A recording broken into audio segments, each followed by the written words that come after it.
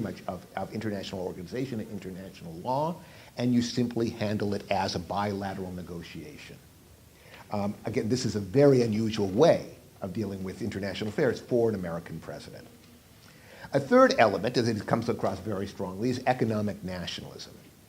And again, there are certainly ways in which American politicians have talked in the past about realizing the American national interest in economics, and in trade policy, monetary policy, and so on. And yet, for the most part, presidents of the United States have taken an international and a multilateral attitude towards these issues, and have, in economics as in other areas, sought to build on this a series of multilateral arrangements and structures.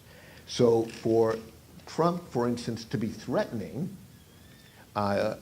countries routinely with slapping on very high punitive tariffs goes against basically an American approach to international economic affairs dating back several generations, which is all about lowering trade barriers. And fourth and finally, Trump personally seems to basically take a liking to those individuals or those leaders within the world whom he sees as strong leaders, as ones that he can negotiate with, at ones that he can arrive at an understanding with, at ones that he can sit down two people in a room and essentially hammer out an agreement with. And of course, the leaders who are far more able to do this than other kinds of leaders are those who do not have domestic systems of accountability to answer to. In other words, authoritarian leaders.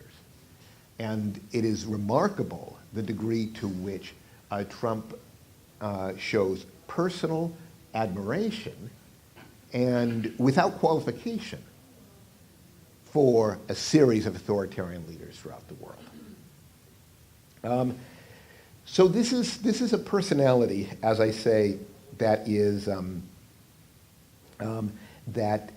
does seem to have very strong characteristics and ones that will likely carry over into the international realm. But now let me turn to my third topic, and that is to say why I think it is that Trump's unusual way of approaching politics and approaching the American political system will probably have a greater impact in domestic politics than in foreign policy. And in essence, this is a question of the way that American institutions are likely to operate under a Trump presidency.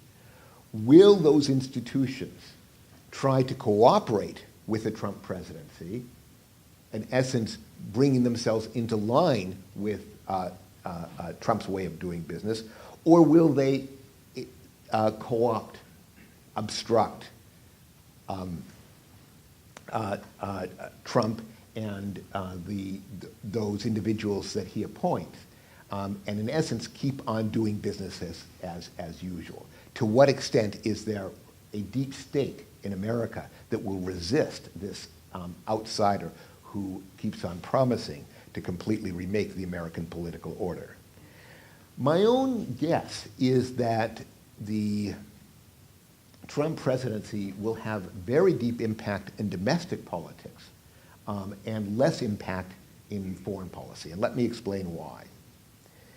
In domestic politics, Trump has some of the same kinds of characteristics. A willingness to express himself completely, very, very strongly, but also a willingness to reverse himself, show no particular ideology, show no devotion to any principle other than his own ego. And in some ways he sort of operates the same way, but the context in which I think he will be operating is different, and that's already become clear. For instance, what he has done in domestic policy, with what we see with the appointments so far, is to appoint a series of cabinet secretaries, of ministers, who have very, very strong ideological agendas, not necessarily all aligned with each other, but very strong ideological agendas, sometimes ones that are at odds with the agency which, or the cabinet department or the ministry which they are supposed to head. This is most dramatically the case, I think, with the Department of Education. The Secretary of Education will be a figure who has been identified for a long time, has been a major leader and a funder, in fact, of efforts to try and restructure the American education system in very particular ways. So to put her in charge of the Department of Education is a remarkable step. What he has done is, in essence, I think, appoint a series of figures like this and given them very, very strong autonomy. Simply because he doesn't have strong policy positions of his own, they're free to implement their own agendas. And from what we've seen so far, the degree to which he really wants to police this from the White House, that is to use the presidency itself to make policy for the entire executive branch, is actually a little bit limited. He seems to be far more content with appointing very, very strong individuals, letting them do whatever they want, and perhaps firing them if they cause him some kind of trouble or embarrassment.